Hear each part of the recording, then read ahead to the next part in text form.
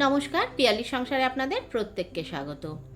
সামনেই গণেশ পুজো, আর আমি গত বছরের মতো এবছরেও মোদকের রেসিপি নিয়ে চলে এসেছি। তবে এবছরে কিন্তু আমি একদম উনুন ছাড়া কীভাবে চটজলদি মোদক তৈরি করা যায় সেটাই আপনাদের কাছে তুলে ধরছি। আশা করি আপনাদের ভালো লাগবে। আমি এখানে দেখুন ভাজা ছোলা নিয়েছি, আর খোসাটা আমি একটি বড় বাটিতে নিয়ে বেশ হাত দিয়ে ভালো করে চটকে খোসাটা বার করে নিয়েছি। আর আমি এরপর ওটা মিক্সিতে ভালো করে বেটে একটি পাত্রে রেখে দিলাম। আর এখানে আমি কয়েকটা কাজু আর আমন্ড নিয়েছি, সেটাও বেটে রেখে দিয়েছি।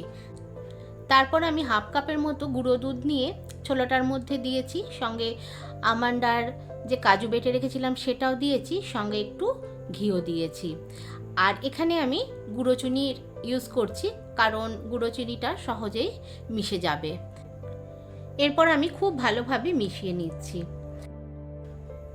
আমি এখানে যেহেতু উনুনের ব্যবহার করছি না, তাই চিনিটাকে গুঁড়ো করেই ব্যবহার করলাম। এরপর আমি এগুলোকে ভালো করে মিশিয়ে এর মধ্যে আগে থেকে জাল করে রাখা দুধ আমি দিয়ে দিচ্ছি। দুধটা কিন্তু খুব ভেবে দিতে হবে। প্রথমে আমি ছোট হাতার 2 হাতা দুধ দিয়েছি, আর কিন্তু লাগবে না। তারপর দেখুন আমি খুব ভালোভাবে মিশিয়ে নিচ্ছি, মেখে নিচ্ছি। আর এখানে যেহেতু গুঁড়ো দুধ দেওয়া আছে, তো একটু চিটচিটে হবে। তবে চিটচিটেটা কিন্তু যখন শুকিয়ে যাবে, ড্রাই হয়ে যাবে, তখন কিন্তু আর থাকবে না। প্রথম দিকটা একটু চিটচিটে এটা হবে। সেক্ষেত্রে আমি একটু ঘিয়ের ব্যবহার করেছি, আর একটু চিনিও দিয়েছি আমি।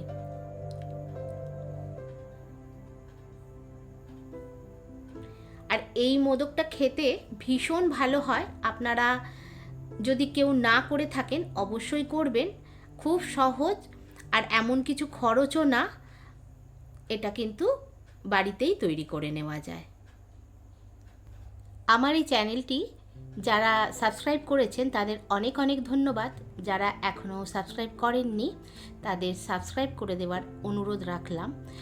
আর আপনাদের সহযোগিতা ছাড়া আমার এই চ্যানেলটিকে এগিয়ে নিয়ে যেতে আমার পক্ষে সম্ভব নয়। আশা করি আপনারা আমার সঙ্গ দেবেন। আর পাশে থাকা বেল আইকনটি অবশ্যই প্রেস করবেন, তাহলে যে কোনো ভিডিওর লিংক আপনাদের কাছে সর্বপ্রথম পৌঁছে যাবে। আমার এটা খুব ভালো করে মাখা হয়ে গেছে। এরপর আমি মোদকের মোল্ড নিয়ে দেখুন আমি এটা কিভাবে তৈরি করে নিচ্ছি। খুব সহজ, খুব সহজেই তৈরি করে নেওয়া যায়।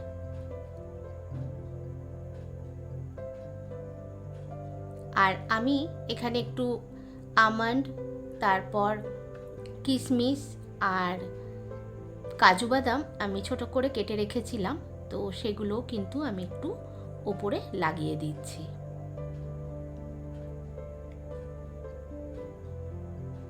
তাতে দেখতেও ভালো হয় আর খেতেও ভালো লাগে।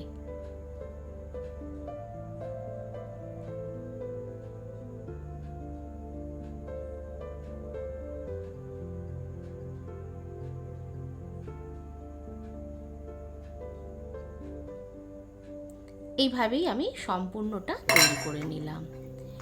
এরপর আমি দেখুন এখানে আমি ওরিও বিস্কুট নিয়েছি। প্রথমে আমি ওরিও বিস্কুট থেকে মাঝখানে ক্রিমটা বার করে নিয়েছি।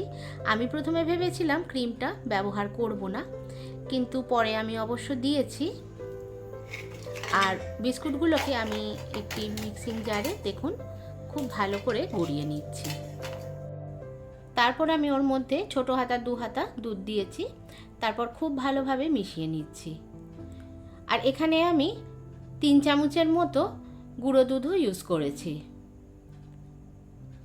আর এখানে আমার মিষ্টি দেওয়ার প্রয়োজন হয়নি, যেহেতু ওরিও বিস্কুটে মিষ্টি দেওয়াই থাকে। তবে আপনারা যদি মনে করেন যে আপনারা আর একটু মিষ্টি আপনাদের পছন্দ, তাহলেও দিয়ে দিতে পারেন। তারপর আমি মাঝখানে ক্রিমটা দিয়ে দিলাম। আসলে আমার দুধের পরিমাণটা, এখানে লিকুইড দুধের পরিমাণটা একটু মনে হয় বেশি পড়ে গেছিলো। পরে আমি 6-7টা ওরিও বিস্কুট আবার আমি পেস্ট করে দিয়ে দিয়েছি।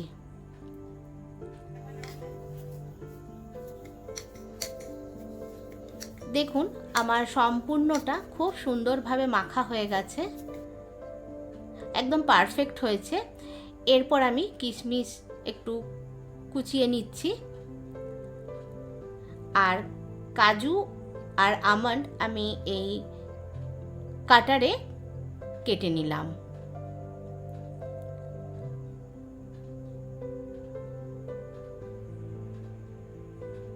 তারপর ভালো করে মিশিয়ে নিয়ে রেখে দিলাম। এরপর আমি মোদক মোল্ডে একটু ডাস্ট চিনি দিয়ে দিলাম। আসলে এই ডাস্ট চিনিটা দেওয়ার কারণ একটু দেখতে ভালো লাগার জন্য।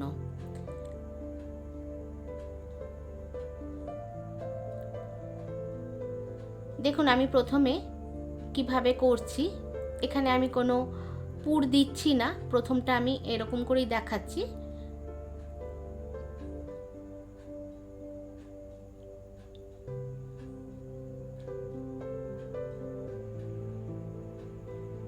আর দেখতে ভালো লাগার জন্য সাইড দিয়ে একটু ড্রাই ফ্রুটস আটকে দিচ্ছি, কোচানো ড্রাই ফ্রুটস।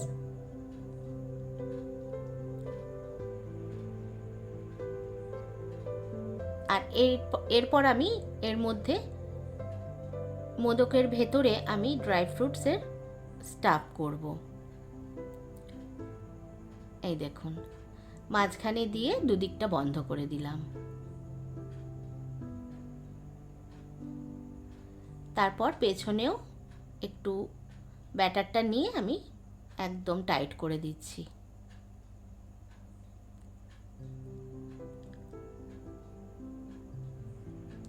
দেখুন কত সুন্দর দেখতে হয়েছে, আর খেতেও কিন্তু দারুণ হয়।